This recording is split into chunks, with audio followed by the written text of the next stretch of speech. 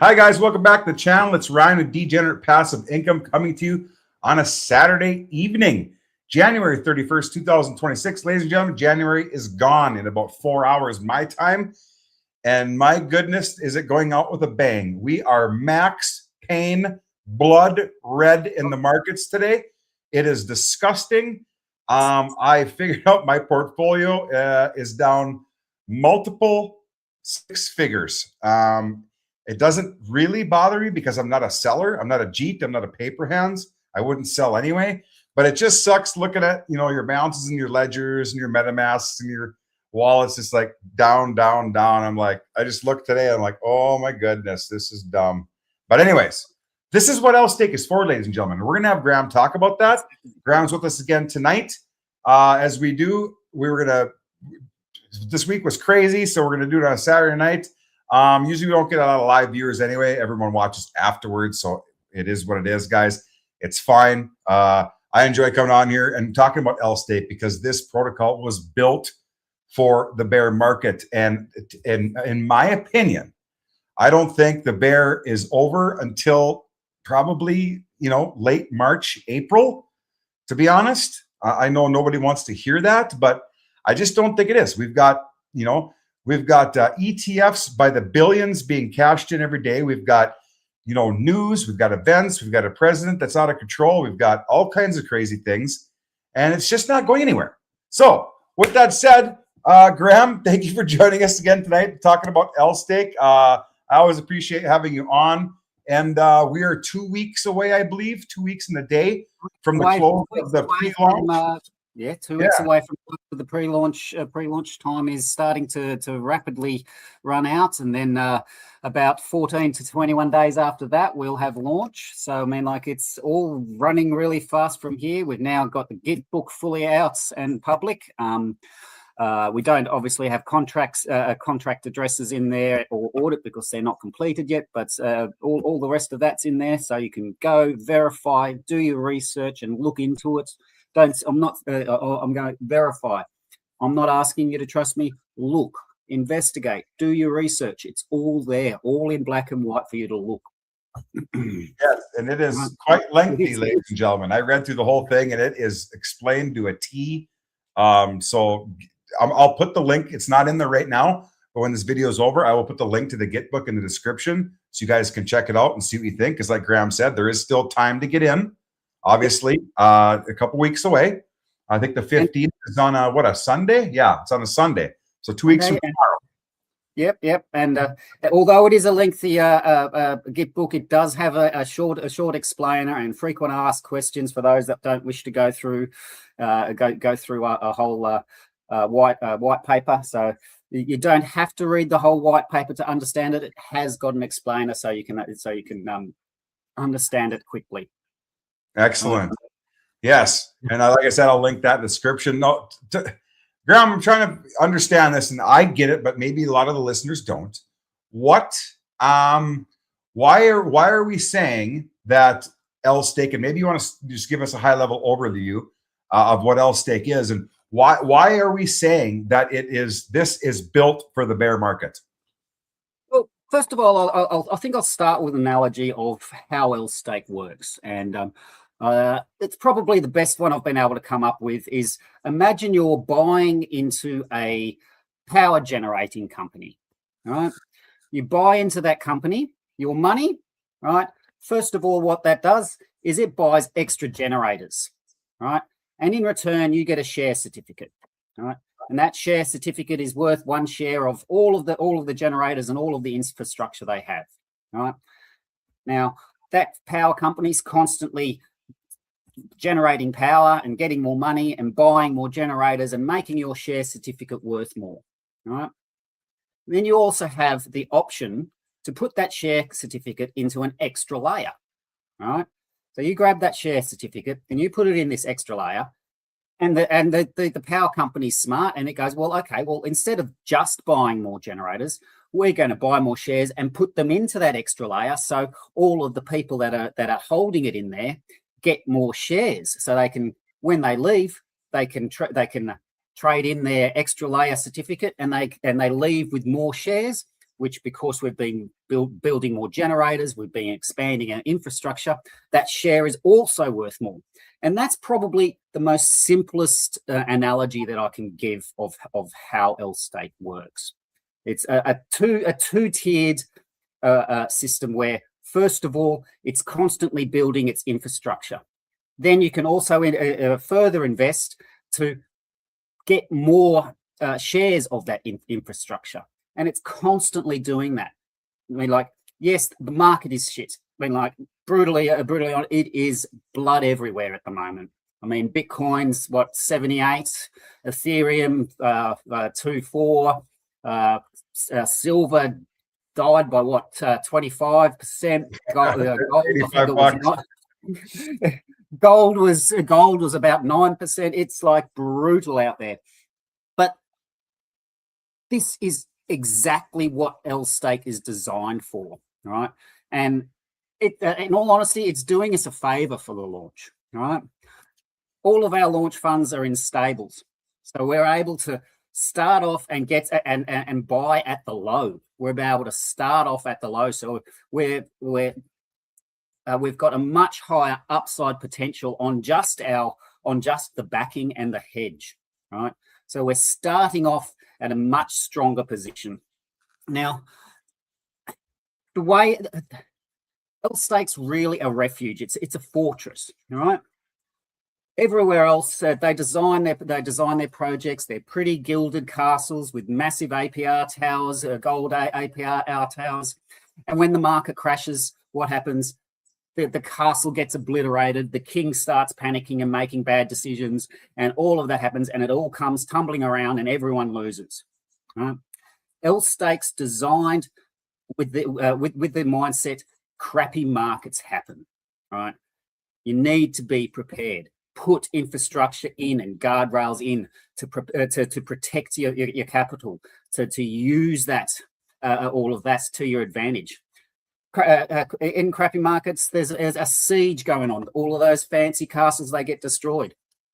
LSteak, it's a fortress. The market's throwing big boulders at us. We take those boulders and we build stronger. We build stronger walls. If they throw fire at us, we use it for fuel. Refugees come, they can come and invest, and we build more rooms. Right? People can leave whenever that we want. And we just have more food to feed everyone. It's designed to consistently, just in the bad markets, build the infrastructure, to build the strength, to build the defenses, so that when the market turns, and they will, right, no matter how bad it gets, and how bad when everyone's saying, oh, crypto's going to go to zero, it never does, and it's not going to. It will turn. You're in a better off place because you've preserved your capital. You've gone and gone from that where's that pretty castle mentality to where's a safe place to wait this out and not be penalized for waiting it out. Right? I'm not saying that prices are going to be up and right at all the times. Right? I'm not guaranteeing profits. Right? I'm being honest. The market will affect the price because the underlying assets are affected by the market. But what we're doing is we've built an infrastructure that means that at the end of it, you're in a better place, right? You're better off than the market than just waiting there and having the market shoot you down, right? It's a safe place to lick your wounds, right? The market's shot you. The market has hurt you, right? This is the place that you want to be going to find that refuge, take that deep breath, step away, touch grass, and know that the mechanics are doing the work. I'm not there at the helm, changing things, freaking out, trying to make everything work. The mechanics are all designed and in there, right? It's all designed for it to work, right? Launch isn't even going to be all fireworks and green candles.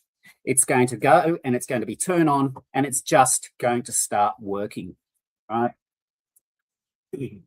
So right now, everyone's really at a really good point where if you have any capital that you want to preserve, you can put it in, and you can take maximum gains, or I should say maximum security from LSteak to be able to survive this really horrific time. Yeah. So give me an example. Just give me an example of what that looks like. Your analogy of, it's a fortress. Give me an example of, say I've got, well, right now we got $2,400 ETH, and I say, Graham, I've got $1,000, and I'm excited about this opportunity. Give me an example of where that goes and why. How is LSteak making me money in the bear market? How it goes with pre-sale, what that's doing is, first of all, some of that money we're giving back to you, giving back to you in LSteak to be able to take as direct exposure to all of the benefits of LSteak. And then the other portion is going into the infrastructure of LSteak. It's going into the walls. It's going into the factory to provide the food. It's going into all of the things that keep the fortress running during the poor times, right? And as a result, you're getting some of the fees and some of the benefits, additional benefits, because you put in some of the funds. This means that a pre-launch investor is in a unique situation where they can not just get the protection of the LSteak fortress, but also some of the benefits of the infrastructure behind it. Right? That's the advantage of getting in at this pre-launch stage. Now, nothing wrong if you want to wait until after launch, and that's fair enough. Being cautious, and in this environment, cautious is smart.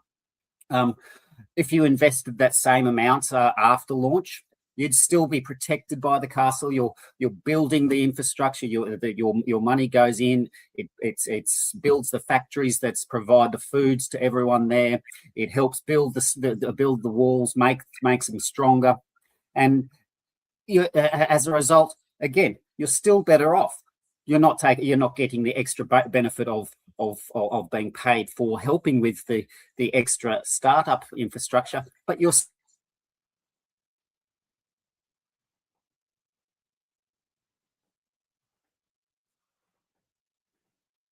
Oh, we lost you there, Graham.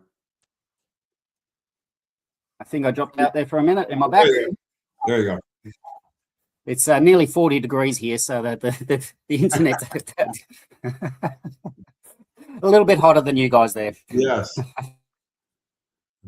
So, yes, and I'm not asking.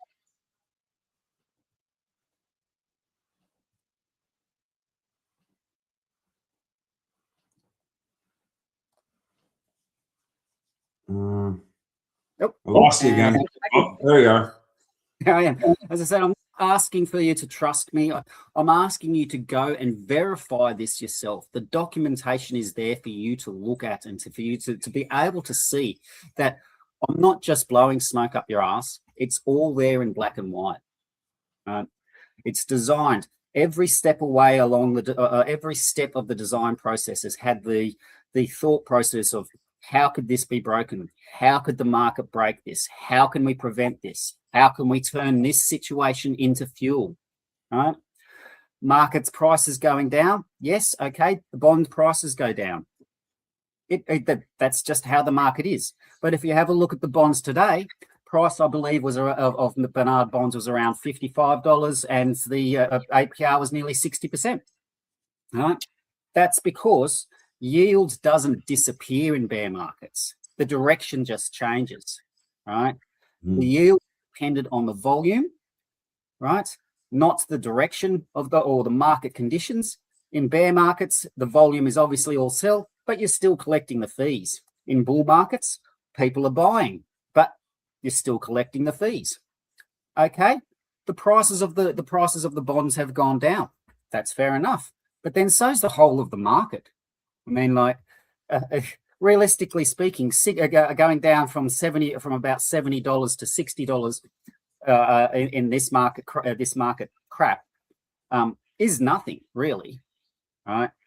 The bonds have leveled out to a point where They're still subject to market movement, but they're not moving. They're not dumping any deeper than the markets. So we're at a prime position where LSteak, unlike a lot of other launches where they say never launch in a bear market, never launch in the crappy times. Launching in a crappy time for us is actually perfect. It gives us the opportunity to get bonds at bargain prices and have all of that upside potential. It gets us. I mean, gold's even gone down. It gives us the opportunity to get our gold hedge cheaper and have upside potential there. Bitcoin's down again, upside potential. All of that is all added bonuses that the market's given us, right? And not only that, it means we're going into an environment which we're designed for. So we can show you from day one that the project is doing exactly as intended.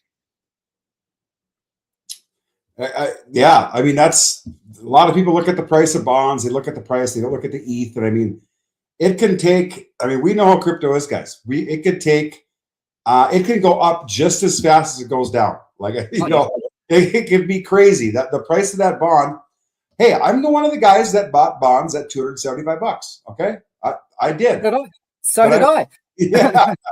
So, but I've been dollar cost averaging on the way down. So my medium isn't. It's not. It's maybe, I don't know. I'd have to figure it out. I think it's about 180 now. But I mean, it's still up there, right? I mean, I'm still down. Whatever. But I have a long-term mindset. And Graham, maybe you want to touch on that. Are we talking about a 1% a day thing here? Are we talking about, 20% a month? I mean, withdraw every day? Or is this some kind of protocol that's just be like, you know what? I'm going to park $1,000 here, $10,000, and I'm going to come back in 6 months and see how it did. If I'm being brutally honest, if you're an APR chaser, this isn't the project, right? That's being brutally honest, right? Because yes, it's going to have consistent APR, and it's going to be somewhere. It's going to be similar to the APR of the bonds, right? All right. Although I've done simulations, I can't guarantee an APR, and I'm not going to guarantee an APR because that makes me look like a liar, and I'm not that type of person, right? The gains are going to be consistent, right? They're going to be consistent gains, and they're going to protect your capital, right? It's going to be a case of you can park your capital there, know that it's as safe as it can be in crypto, because nothing's safe in crypto, right? It's going to be continually compounding and earning yield and giving you that extra layer, taking advantage of all the security that LSteak offers. And if at any stage you need those funds, you're not locked in, you're not penalized to get rid of it, and you can exit with any amount that you want. Exiting doesn't hurt the system. When people exit, it actually helps the system, right? Because when someone exits, yes, the market price can go down, but that then gives the other investors an opportunity to buy a fully backed asset at a cheaper price. It's like saying, if all of a sudden you saw USDC trading at 80 cents, right? You're going to jump in, aren't you? Yeah. Because it's backed, right? Even though technically speaking, that USDC doesn't really ever go anywhere. It's just them minting and burning tokens to try and keep the price pegged. We don't have a peg. We allow that variation. We encourage people to arbitrage. We encourage people to take advantage of the reduced prices, because that's one mechanism that we can allow to be an organic mechanism to maintain price close to around the fully backed value. Right. But on top of that, we then also have mechanics such as the routing engine, which do additional things to help the system. When the price is under, the internal mechanics, they buy it at discount. The extra LSteak that it gets, half of it's burnt and half of it increases liquidity, making it less volatile. If the price is at premium, it mints it, and the ARB opportunity, it uses half of that ARB profits to increase liquidity. The other half continues on to wherever it was going. For example, increasing the backing or increasing the redemption ratio. All of the behind the scenes mechanics do those smart moves that an investor needs to do, so you don't have to do them. And they're not mechanics that I or any of the team can change, right? They're invariants, right? So we can't panic and go, oh, we need to do this. We can just sit back and go, no, it's designed to work in these situations. No need to panic. The system will just do what it's supposed to do. So you're pretty much saying it's like a hands-off situation, like park it is. Don't worry about it. For the investor, it is a case of you put in your money. I mean, like a good analogy has been a superannuation fund, right? You put your money in. You put your money in there, and the fund looks after it. And when you retire, you've got more money at the end. You can live off it. Now, we're very much similar, but instead of like a super fund where you can't touch it until you're 67 and almost too old to enjoy it, you can actually use it whenever you need it, right? And the only loss that you incur is standard slippage and trading costs that you would with any other token on the market. And that's kind of the advantage. That's kind of the advantage of what we're talking about here. Because a lot of people ask me, Grover, they said, why would if 80 to 90% of the money is going into bonds, why would I not just buy Bernard bonds and be done with it? Like, what's your answer to that? My answer to that is Bernard bonds are a great product, right? First of all, they don't have any market volatility protection. They're 100% exposed to market volatility, right? We've got a hedge, right? So that means that in adverse markets, the value doesn't go down as much. So there's your first benefit, right? The second benefit is bonds. They slam you with a 10% tax on exit. Now that's great, particularly for the people that's staying in, because that stays in the fund. But as far as the person that needs to exit, that could be a substantial amount of their funds that they're trying to leave out with. Now the third thing is a bond. You have to exit in single bonds, right? So let's say the market's turned around, everyone's happy, so forth, and you want to take some funds for whatever reason, and a bond may be worth $500, right? Which would be great. It would absolutely be great. Yeah. But you only need $200, right? So you've got to take out that full $500 and lose $300 worth of earning capacity just to get that money, right? Whereas you don't have to do that with LSteak. If you need $1, you can take out $1, and the remainder of your investment has still got full earning capacity. You're not having to take out more than what you need and reduce your earning capacity as a result. Mm. Yeah, well, so if 500, it costs you 50 to exit. Then if the bond was worth $500, yeah. First of all, you're only getting 450 out, but I mean, like, if you only needed $200, there's still $250 worth of earning capacity that you've removed. Right. I mean, exactly. And that could be a substantial amount depending on the APR. Whereas with LSteak, you go, I need $200. I take $200 out, and the remaining $300, because you haven't been hit by the fees, is still there earning you. It's still there earning. Right. But I'm assuming there's some kind of slippage or something, right? Like, what do you think? Obviously, there is slippage, and that's dependent upon liquidity and all of the exact same conditions as if you were selling any other token on the market, right? Okay. Not denying that. I mean, like, we've made it so that the only exit is via liquidity pools, simply because by making it so the backing can't be redeemed except in an emergency situation, it prevents bank runs, right?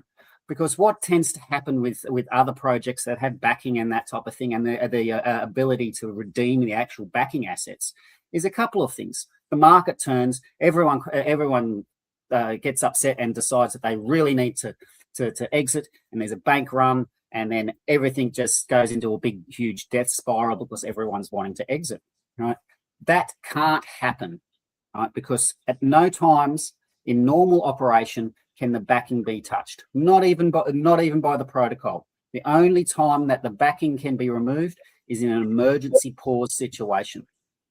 Now, that emergency pause is literally a catastrophic event pause, right?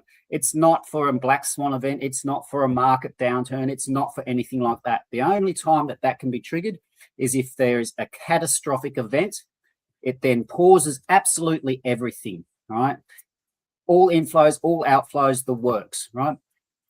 For 72 hours. During that time, we can then assess what needs to happen, right? If nothing needs to be done, it just starts operating again as per normal. If it's decided that the only option is to liquidate everything, it is then mechanically liquidated and then distributed proportionately to every holder, right? There's no preferential treatment to anyone. If you own 1,000 LSteak, you get 1,000 LSteaks worth of the backing. Everyone gets their proportional share of the backing during a liquidation, and it's mechanical. Yes, you do have to go and you have to click claim, but there is no preferential treatment. It is all proportional to your share in LSteak. Okay, interesting. So yeah, like you're saying, it's always backed by Bitcoin, ETH, and gold, and possibly silver one day, and things of that nature. So while we're talking about safety as well and security, one of the things when I talk about Bernard bonds is this little magic button right here. When you press it, it's going to bring me up the D bank, and I get to see absolutely everything where the dollars goes. Are we going to have that with LSteak? Yes, there will be links to any contract that holds funds. We'll have a DBank link for you to be able to look and verify how the funds are moving, etc. All contracts will be listed in documentation once they've gone through audit. All audit information will be posted in documentation, so you can go view, read the audits yourself. There's absolute 100% transparency, and in all honesty, I'm available if you want to ask things personally. I myself am 100% transparent. I'm not afraid to sit down and ask and answer the hard questions. Mm-hmm. Exactly, and that's why it's under the EMP umbrella, because everything that's under the EMP umbrella has that little button now, and because this is what the space needs, and this is what the space wants, and I refuse to get into anything where you can't see. The wallets aren't doxed. If I can't see the owner, like I can see you, Grover, and AJ, and everybody else, the rest of the team. I mean, that's what's most important to me. And this is the only things I talk about is anything under the EMP umbrella, because we've all been screwed by so many times in the last 4 or 5 years, on these rug pulls and all this garbage. And I admit it, I was promoting some of that garbage, right? And I'm just like, absolutely not, no more. I mean, it better be absolutely bulletproof. And someone that's doxed to me at least, and I can see him every day. If I want to call him up on the phone and be like, "Hey, what's going on?" That's where I'm at in life right now.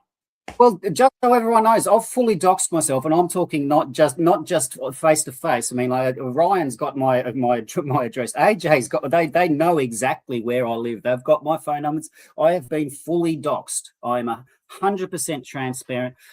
Not just because I believe in transparency, but because I respect the trust and the responsibility of handling other people's money. Right? I'm being honest. I am not a rich person. Right? I most definitely am not a rich person. So I understand how hard it can be to earn your dollar, and I respect every single dollar that has been entrusted into the project. Right? So. I want to be as transparent as possible. I want to be available and be there to make sure that all of my investors and all of the people that invest in LSteak can go, well, hey, this guy understands the responsibility of my money. Right? That's what it comes down to. And that's one of the ethoses that I came at it when I was designing it. Right? I designed it. I want this is the type of founder that I like, which AJ is, and Jake from DexFi are. They are transparent. They understand how much responsibility you have when you've got something that other people are investing in. And I was like, I'm so fed up with projects that just don't design for the bad times. They're all hype, all APR, they're all emissions, all of these things that collapse as soon as the markets turn.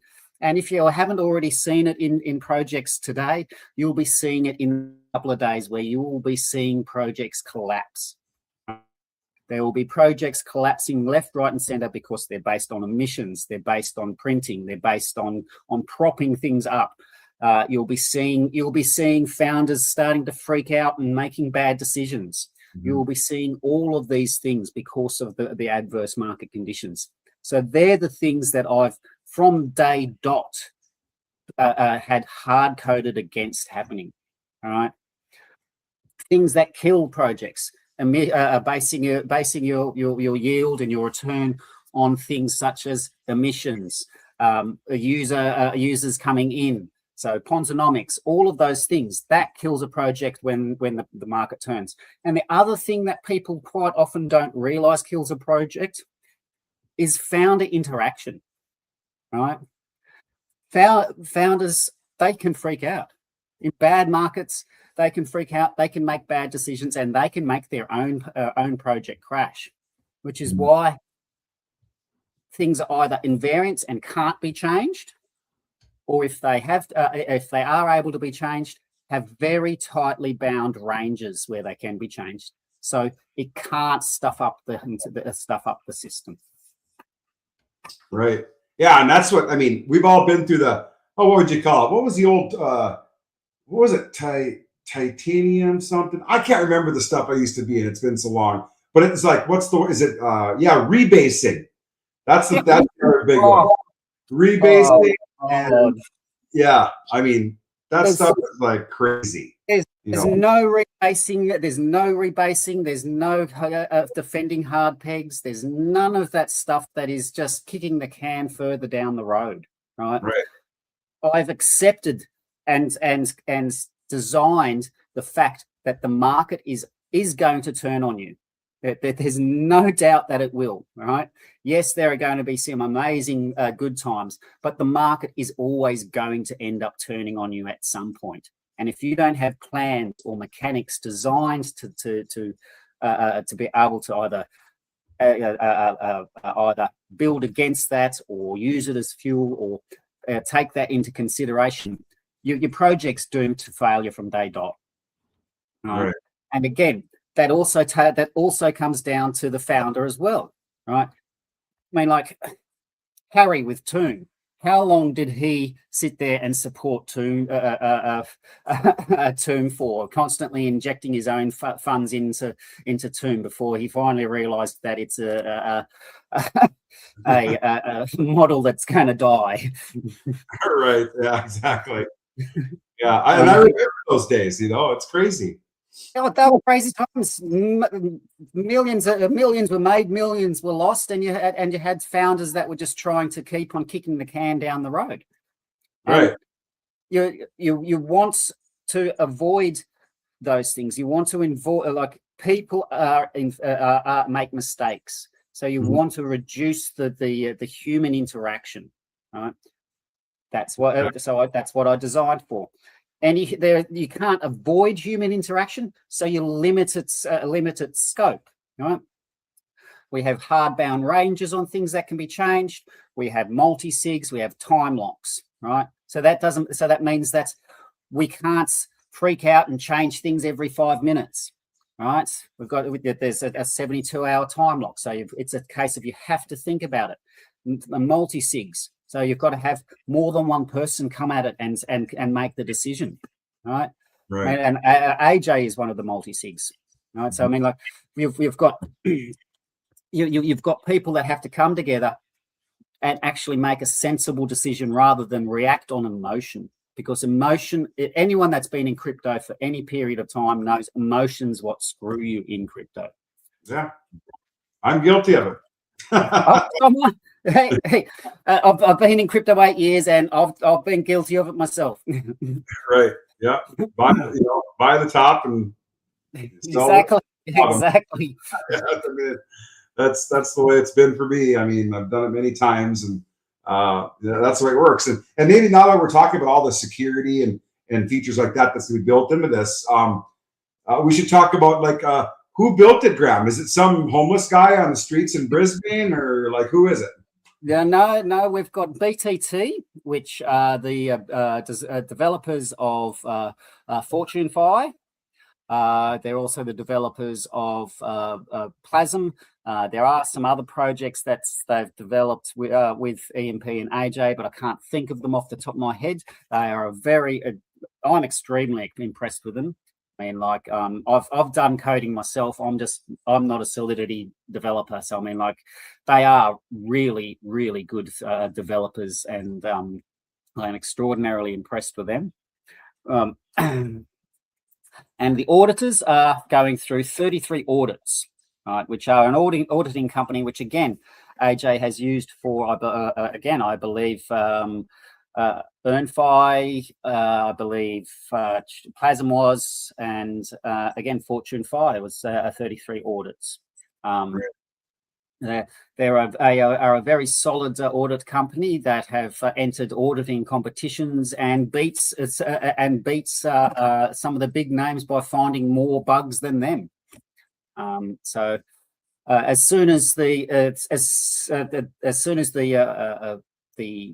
pre-launch raise has finished, that's when we can have the final numbers for the contracts, and the contracts will be able to be sent off to the auditors. This is why we've got the raise ending on the 15th, because we need to have final numbers so that we can then put in all the invariants and go, okay, here are the contracts, and then they can audit them.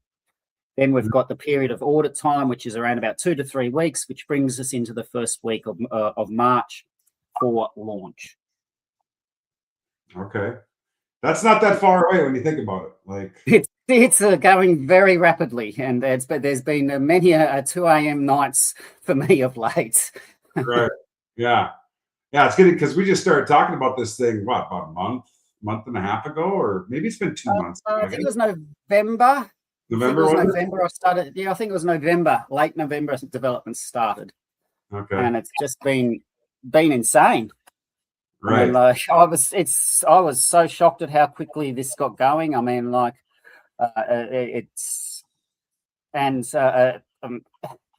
everyone that I've taken it to, developers and all of that, have basically gone, wow, this is something that people just don't design like it in DeFi. They've just gone, this is how people should be designing their projects. And I suppose that's really probably the best compliment you can get, particularly from developers and particularly from angel investors and those types of things, when they go, this is the type of designing that you should be doing. This is the type of designing that financial institutions want. Right. Yeah, exactly. And that's what, that's the kind of like what I'm looking for. Obviously, I like to play the degen stuff too. I mean, I don't really consider, much of degen stuff under the EMP umbrella, but I mean, I like to play. You could say FortuneFi is a little bit degen because there's no guarantees you're going to win nothing. There's no, once you pay your $2 ticket, it's gone. If you don't win, it's stuff like that. And there's room in the space for that stuff because nobody's running away with the money. It's going into buying bonds, which produces yield, which it's helping out Bernard Bonds, which is helping out DexFi, which is helping out EMP. It's just a huge snowball effect all the way up to the top under the EMP umbrella. And that's what I like because, I've supported AJ for almost 5 years now. I've known him for a long time. We've done stuff and we still do a few things, offline together. And he's just such a great guy. And I believe this wallet address is owned by, that's owned by EMP, isn't it? We're just not that's EMP. Right? That's EMP. That's not some random wallet address that I hold. That's an EMP custody wallet. right? So I don't have access to those funds. Yes, I look at what's coming in and send you screenshots and give you all the information to confirm that the transaction's gone through, but I can't touch those funds, right? That's an EMP custody wallet, right? So your funds are safe in there under EMP custody, and that's why I did it. That's one of the reasons why I went under the EMP umbrella. Now, just to step back a little bit, you were mentioning about degen plays and them having a place, and that's absolutely correct, right? I mean, and LSteak's not saying that there isn't a place or anything like that. It's actually allowing projects that are like that to help themselves, and it's allowing it to do that through LSAS, right? Liquid staking as a service, right?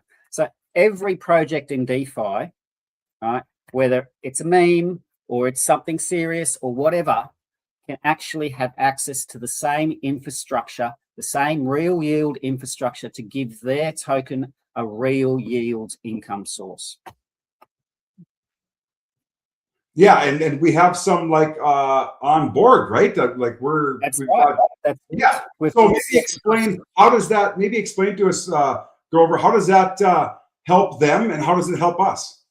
Well, okay. Like first of all, we've already got Plasm and eShare on board. Plasm will be the first one to go on board because it is smaller. It can be utilized and we can make sure that everything's running better. Make sure that there's no unforeseen effects that's could happen, and it's just the first cautious step. And then we will be moving on to incorporating eShare. So what happens is, first of all, a project comes and they onboard. There is a fee structure. Right, that obviously any project has a fee structure when they're offering it as a service, and higher risk projects have to contribute some more liquidity than a lower risk project does. A higher risk project provides less cash up front but more liquidity. A lower risk project provides more cash up front but less liquidity, simply because of risk profiles. It's done this way to filter out the projects that are serious and that are serious for their long-term growth. Now, each LSAS, what I like to call silo, is completely siloed. Now, that means that the performance of their project doesn't affect the LSteak core and doesn't affect any other LSteak LSAS projects. Now, what LSAS does is it enables them to have their own yield engine, to have their own token as a liquid stake token.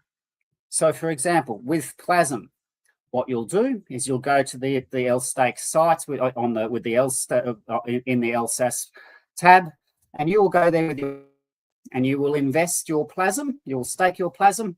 The system will then convert as much of directly convert as much value from that Plasm into the yield engine, and then put the Plasm into the extra layer staking token. Any that it can't convert, it uses a escrow system to convert it over time.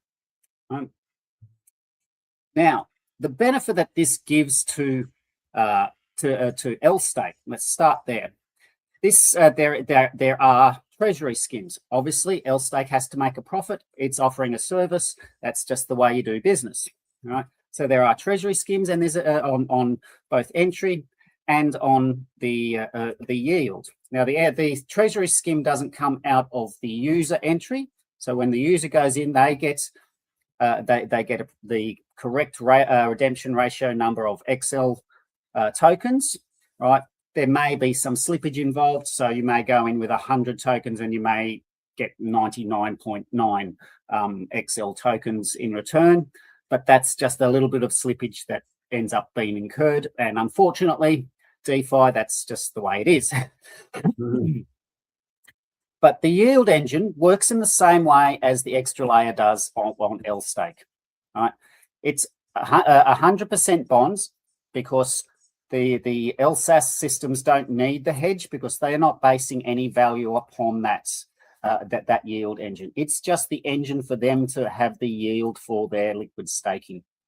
So those bonds earn their yield, and then that goes into increasing the redemption ratio of their extra layer token. So just like the extra layer token in LSteak, it's the redemption ratio goes up. You've put your plasm in, it may start it off at a 1-to-1 ratio.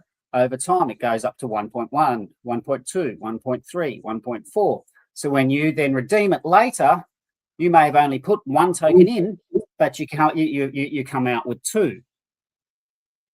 That's the benefit to the user, and also the benefits to LSteak. Benefits to the project. Because of how it operates, it has to use, there is volume that it brings in, because it has to buy the token to actually to add to the backing of the extra layer. So there's constant buy pressure happening on the token, right? Additional volume. So if they're earning fees off their liquidity, that then increases the fees that they actually get from their liquidity. And another thing is, while those tokens are in the extra layer contract, they are removed from circulating supply.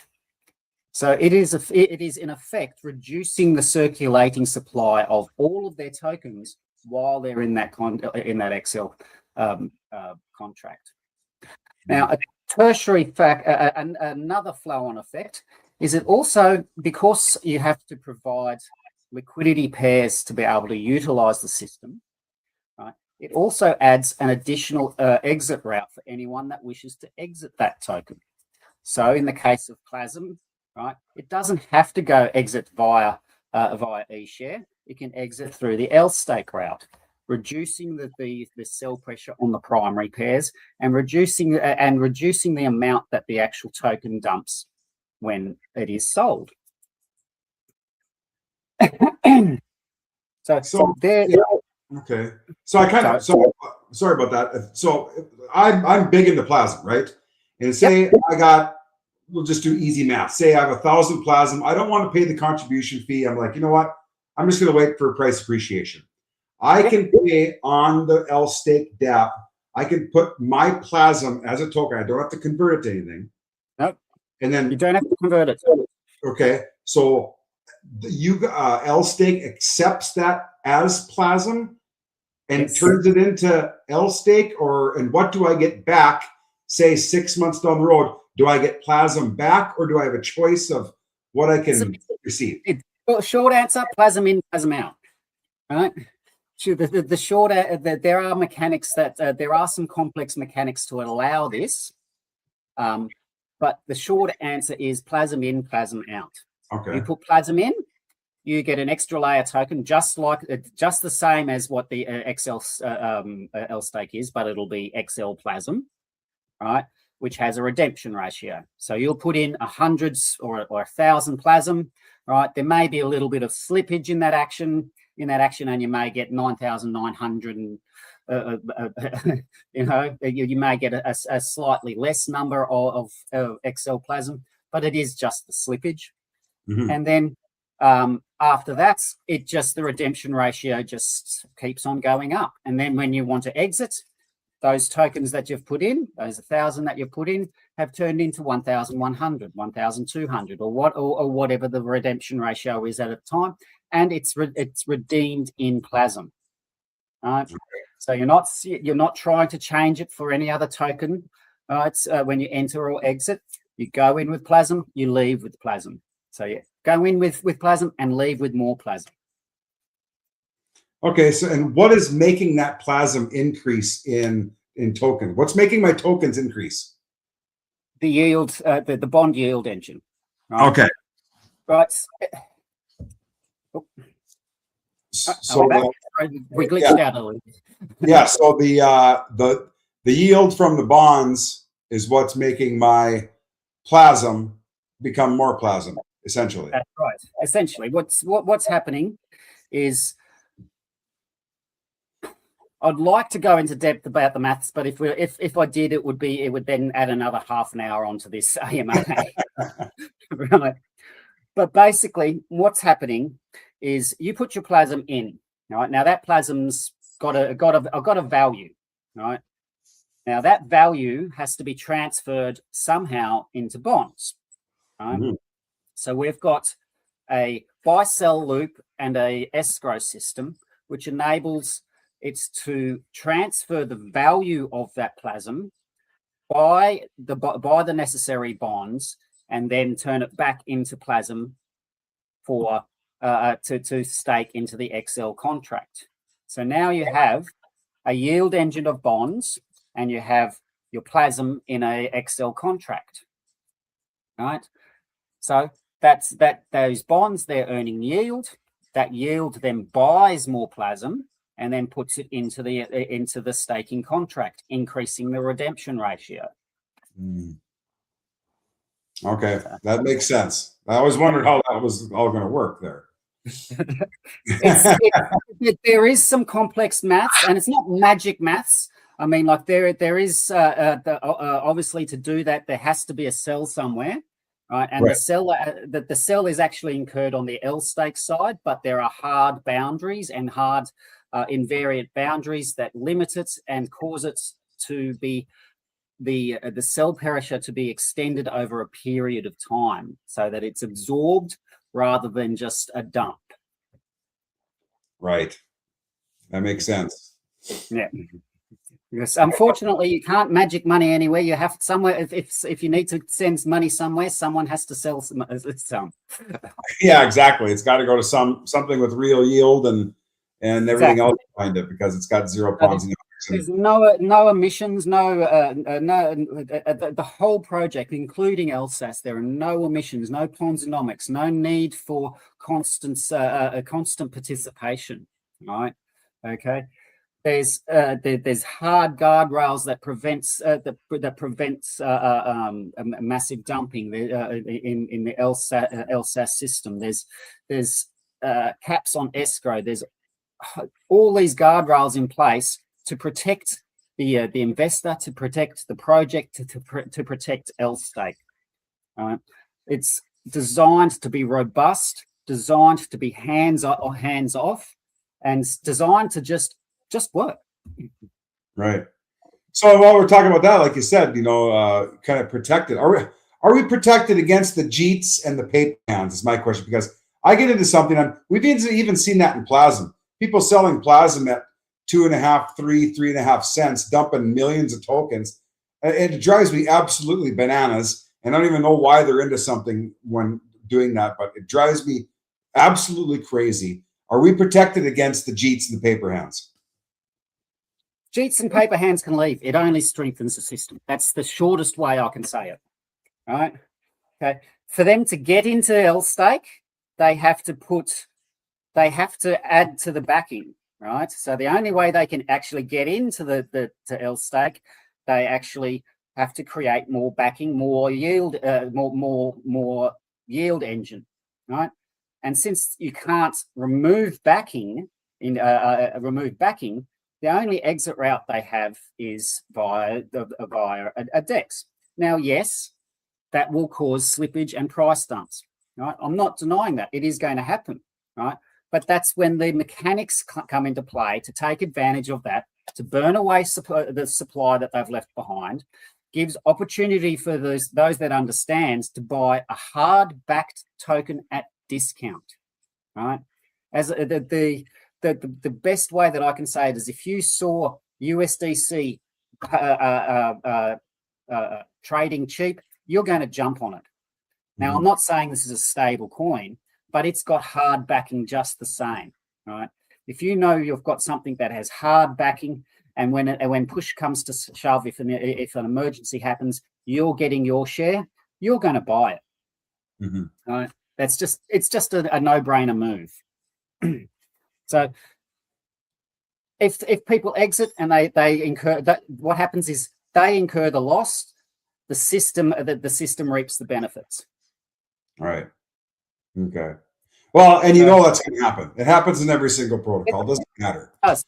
Like I'm not kidding myself. I know there's going to be people that are after higher APR. They're after all of that. They're going to come in. They may invest however much they invest. They'll have a look around and then they'll exit. And there will be a discount in price. But that's when all the people that understand the system go, oh, sweet, I can grab the tokens at 2, 3, 4, 5% discount and end up with even more XL stake and be way better off. Right. Yeah. And that XL stake, is that going to be, where are we going to be able to track that? Like on a token, we'll be able to see what that token's worth on like Dex Screener and. Yes, you will be able to see that on the Dex screener. It does have a compare. Its primary, there's with LSteak, there's two pairs. There's your primary pair, which is your LSteak Ethereum pair, and then there's your LSteak XL pair. That's, although it does help with some of the internal routing, its primary purpose is for price, to be able to see price and to be able to see on things like Dex Screener what the current redemption ratio is and so on. Right. Okay. So you will be able to see on Dex Screener, right, the current market price of LSteak, and you will be able to see the redemption ratio of LSteak. Not only that, on the D app, it will be clearly and easily viewable. There will be metrics, but they are not going to be in-your-face metrics. They are on a separate page so that it is minimum, right?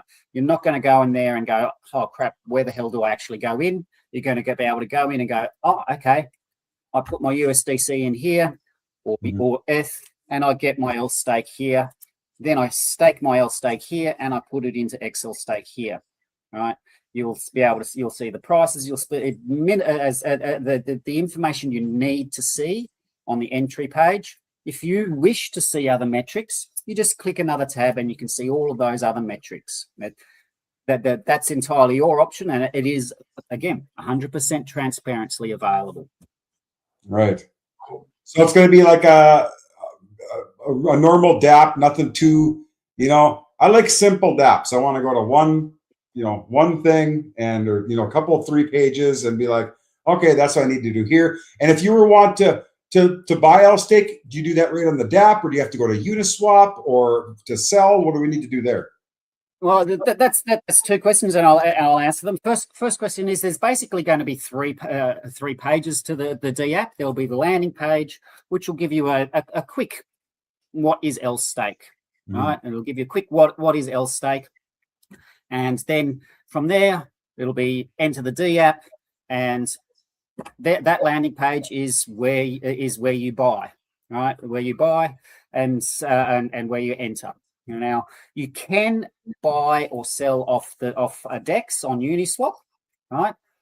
But the D app's the best place to do it, because that's where the routing engine is, right? And the routing engine will always give you the best option, right?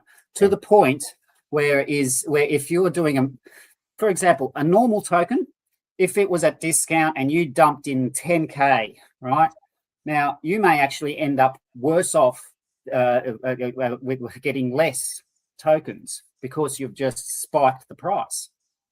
The routing engine's smart, and what it does is it'll break that big buy for LSteak. It'll break that big buy into sections. First, what it'll do is it'll go, okay, we're at a discount, so I'll buy that first section at discount. So you get those extra tokens for that first section.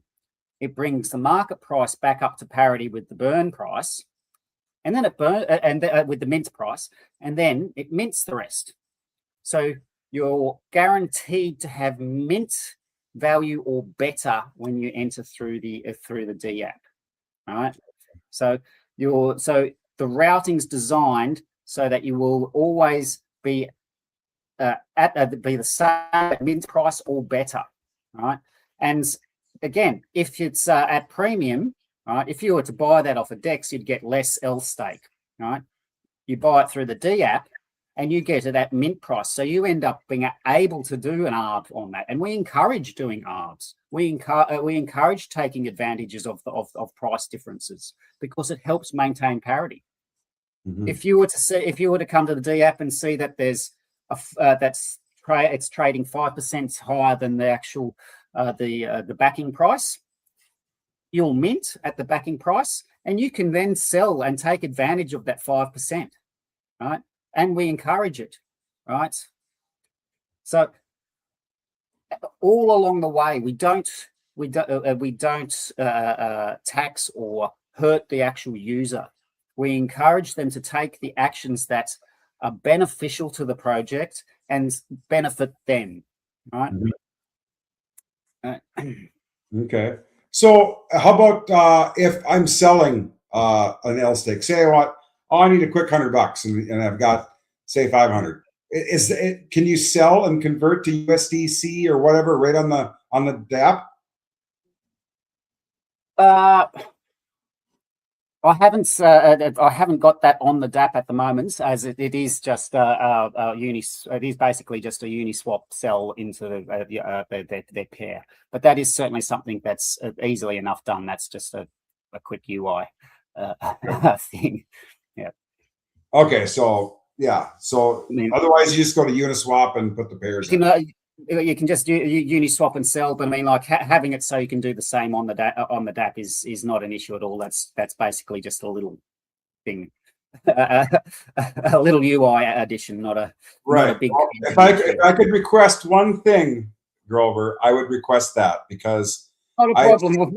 Many people go to Uniswap and get the wrong coin or put the wrong contract address, and they get screwed. It'd be something. I think it would be awesome and beneficial if we had a rate on the DApp where you not a problem, whatever, and we know the contract is right, the coin is right. You're going to get what you're going to get. Not a problem. That's easily done. Please easily done. I would appreciate it, because I've done it myself, honestly, back in the day, and it's not a good feeling, and it just takes confusion away from things, right? I totally understand, and to be honest, it's just something that I hadn't thought about during design during UI design, and I appreciate these types of inputs, and I'm not afraid to say that I'm I don't know everything, and I'm always willing to accept inputs, and that's one very valid thing to actually add. Yes, that would be great if it was, because not saying that I'll sell LSteak all the time, but if I ever want to take a little bit of profit, I don't want to have to go to a different site and put in contract numbers, and hopefully that's the one. And or are you sure this is level 2 or layer 2, layer 3? And you know what I'm talking about. Like, it's a pain in the ass. Yeah. And people get confused. They want to go to one page and be like, okay, I can do everything right here. This is my home. Not a problem. We can make it a case of you literally just put in your entry token and your exit token. If your entry token's LSteak and your exit token's Ethereum or whatever, that's just the reverse. Yeah, I would say, because it's all in base anyway, I would say even if there was just two options, or maybe one, USDC on base or ETH on base, one of the two, and that's it. I mean, because it's still going to Uniswap, right? Yeah, the pairs are hosted by Uniswap. The liquidity is actually V3 liquidity, and we're taking advantage of DexFi's amazing Dex vaults. I think I just lost you there for a second. Oh, I lost my camera overheated. I'm still here. Oh, okay. Aren't you freezing over there? I mean, like, I can understand it overheating here. When don't ever buy a Sony A7 Mark 8 camera for $3,000, because they're only good for an hour. Okay. No. Yeah. What was I saying? We're talking about the Uniswap. Yeah. How it the LPs are being managed. They're V3 liquidity pairs, because that's helps reduce slippage and increases capital efficiency. So it makes trades better. and they're going via the Dex vaults because their AILM management for the actual for B3 liquidity is second to none. It really is. I mean, like it's reduces slippage. It's reduces impermanent loss, particularly since the POL or protocol owned liquidity is also earning fees to compound, create more liquidity, and also burn tokens. We're utilizing every avenue that we can to be constantly making the liquidity deep.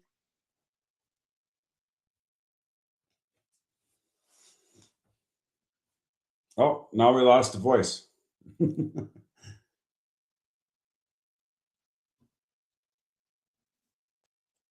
Are you there? And I'm back. I'm back. There you are.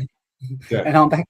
Every area that we can obtain for user in any way, we're either adding liquidity or reducing or burning LSteak, which means that the backing is constantly going up, the liquidity is constantly increasing, so you're reducing slippage and you're increasing the backing per token. Right. Excellent. Okay.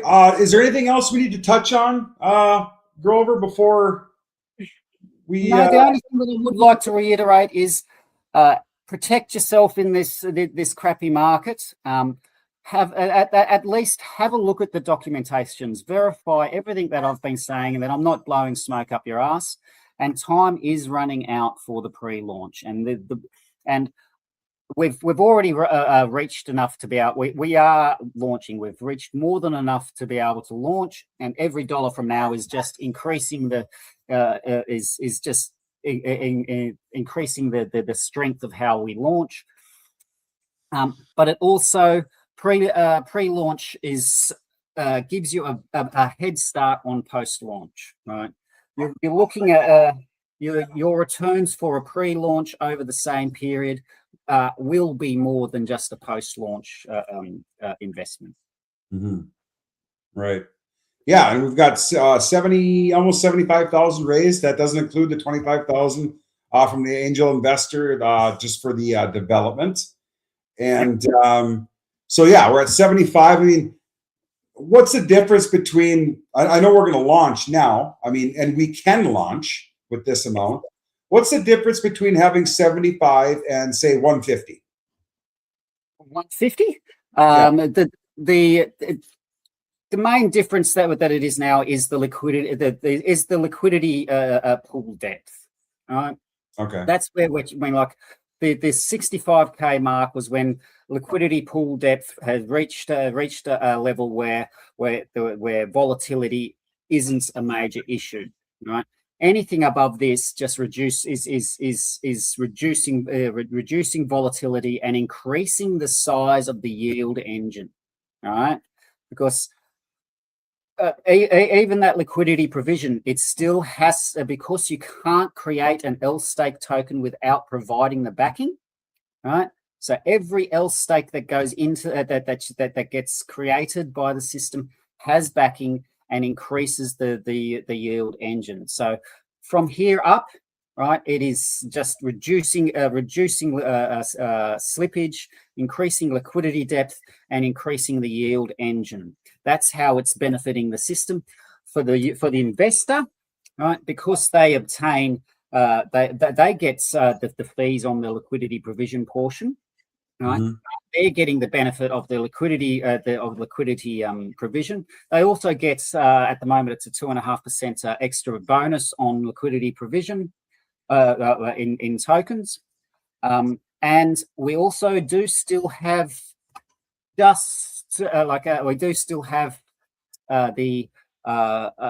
anchor investments deal open, which is the same as the early bird special, except for they get 20% extra tokens. So, and that's only available for $10,000 and above investments. Right. And it's only available to the 100,000K is reached. Perfect. Yeah, and everything's on the site, guys, which will be linked in the description with the Telegram group, the new updated Telegram group, and I will link the Git book as well. Marvin says, when is the launch? Well, Marvin, it's pre-launch right now. Okay, Pre-launch if right you're now? listening, if you're just joining, this is the address to send your USDC base only, guys, to this address. Right. It's a $500 minimum, and Yes. you would DM Grover321. He's in all the chats, guys, with the TX ID, and just shoot him a message. Here's my TX ID, and I put this much in. He'll verify it. He'll get back to you. So he has a second ledger, physical. That's And right. I like to have more records than not enough. So I mean, like, yes, those records are available on chain, and we are using on chain data to be able to make sure we've got everything correct. But I like to personally screenshot that's been received and verify that it's been that it has, so that I know that there's a second source of information if one of them fails. right. So launch. We haven't got a hard date for launch, but pre-sale ends 15th, right? That's when it ends the 15th, so we've got the information to be able to send it to audit. Launch is audit dependent, right? Now, average audit time is 1 to 2 weeks, right? So that will mean that launch is first week of March. I can't guarantee that because obviously, well, devs and auditors will do what devs and auditors do, but first week of March is the slotted launch period. Right. Yeah. So Marvin, hopefully that answers your question. February 15th is pre-sale close. You get if you read through this page, you get the 2.5% rebate, and you get 20% in LSteak tokens at launch, and it's just a bigger benefit to get an early $500 USDC minimum to this address, guys, and I will link everything in the description. I think that's about it, Grover. I believe. Any other questions? Grover is always in the chat, guys. You can ask him questions. Bigger investors, if you want to get in, he's more than happy to do a Zoom with you or any kind of other, a call or whatever. He's done many of those. So don't be afraid to ask that. If you would like to be an institutional investor, something like that. Otherwise, I mean, it's all here, guys. This is something for this kind of, max pain markets we're in right now. It's brutal out there, and I hope everyone stays safe. It's crazy. And as I said, I mean, like this really is designed to be the fortress for these environments. It's designed. I mean, like, I'm never going to say that I'm not going to that we guarantee it's going to have losses and all of that, because anyone that says that is just bullshitting it. Right. Price still, it has market dependency, right? But it's building defenses. It's building the infrastructure behind it so that you're safer, so that you're better off for when the market turns. Right, it turns all of these crappy environments, the volatility, the downturns, all of this into infrastructure and foundations, and enables you to be better off on the rebound. Right. Yes, you heard it. This is Grover, guys. He is the he's the brains behind the LSteak, and he's been helping BTT build the tech. Same people who built Plasm and FortuneFi, so they're building it. It's going to be audited by 33 audits. It's all under the EMP umbrella, so it's going to be safe. So I mean, that's it, guys. All the information is here. Wallet address, $500 USDC minimum if you want to get in pre-launch USDC base to that address, and you'll be all set. Message Grover. And that's about it. It's been about an hour and 15 minutes, guys. I think we're going to head off. And thank you, Grover, for spending this time with me explaining. I hope people really look into the GitHub and the white paper, and all the videos on these, and, get familiar with it, because I think it's going to be great. I'm in the pre-sale already. I'm putting more in before the 15th.